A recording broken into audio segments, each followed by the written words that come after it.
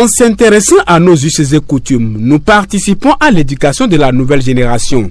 Cette assertion cadre bien avec les motivations des responsables de l'organisation non gouvernementale Aroba Baba Itan, une ONG portée sur les fonds baptismaux par des jeunes Kétois. À travers les sorties touristiques annuelles qu'elle organise, Aroba Baba Itan vise à reconstruire et à édifier la mémoire des jeunes sur les valeurs et sur l'histoire de leur communauté, afin qu'ils sachent les fondamentaux de leur appartenance culturelle, sociale, pour ne citer que celle-là.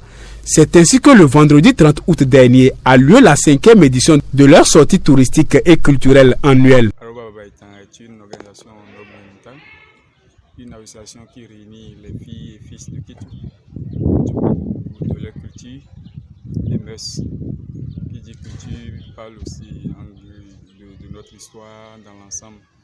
Et ce qui fait que chaque année, nous organisons des éditions autour desquelles nous réunissons et nous discutons de l'histoire et de notre culture. Nous faisons même de l'excursion. Et actuellement, nous sommes à la 5e édition. Et nous avons choisi le village Ofia pour abriter l'édition 2024. Nous avons choisi le village Ofia parce que nous avons voulu faire connaître l'origine de Guélédé, puisque c'est notre patrimoine. Et Guélédé, Ofia, c'est le berceau de Guélédé. Et nous avons voulu connaître l'histoire de Guélédé et surtout l'authenticité. Nous sommes allés, on nous a parlé, nous sommes venus, on nous a parlé de l'histoire, de l'origine, si bien que nous avons été sidérés. Il y a des choses qu'on connaissait, mais des choses qu'on ne connaissait pas. Pourtant, nous sommes à côté de Fiazi. Donc, raison pour laquelle nous avons cru que c'était même très judicieux de venir quand même s'enquérir de cette histoire. Parrainé par le duo Bazit Laïla Wani et Adinani Ligali, l'édition 2024 de la sortie touristique annuelle de l'ONG Aroba Baba Itan, sous la coordination de René Okweïfa, a été l'occasion idéale pour les jeunes d'aller se ressourcer à Ofia, dans la commune de Kétou, berceau de Guélédé, au Bénin et dans le monde entier. Un patrimoine culturel immatériel reconnu par l'UNESCO depuis 2008. Le Guélédé est un patrimoine immatériel culturel propre à Kétou. Kétou, dans le Bénin, mais le Guélédé est venu de Lobi au Nigeria. Autant le Guélédé est pratiqué au Bénin que c'est pratiqué au Nigeria. Et surtout les culturels Yoruba Nago aussi au Bénin. C'est de Kétou que le Guélédé est parti à Save, de Save à Bandé, de Bandé à Kabolé au Togo. Et dans ces zones, tout le monde pratique le Guélédé. Le Guélédé est venu de la mer. Et son nom en ce moment-là, c'est Oloko Adjaro Koto. Après, c'est devenu Eguélédé. Et c'est Eguélédé qui est devenu le Guélédé que tout le monde connaît aujourd'hui. Le Guélédé a deux aspects. L'aspect culturel, danse, chant, musique.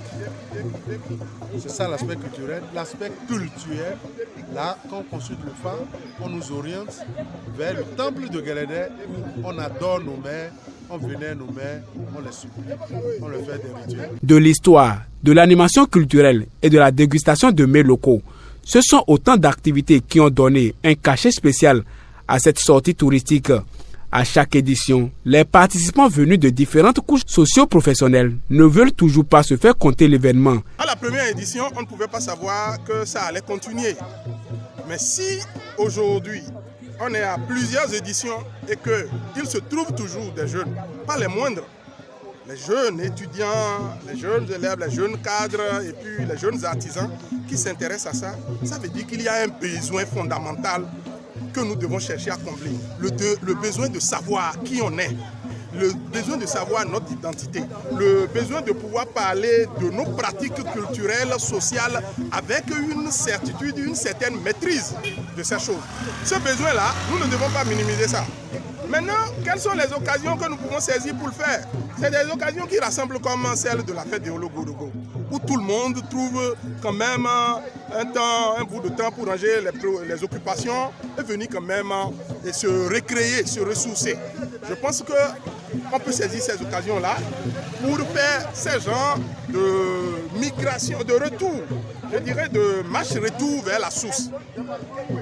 Tel que le nom l'indique, Aroba, quand vous voyez le Aroba, c'est l'initiative de conter l'histoire à la génération qui va prendre la relève afin que cette génération sache d'où l'on vient, où est-ce qu'on est, pour pouvoir se projeter vers là où on va.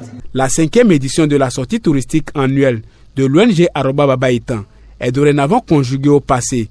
Mais si les éditions antérieures ont été une réussite, celle de 2024 l'est encore beaucoup plus.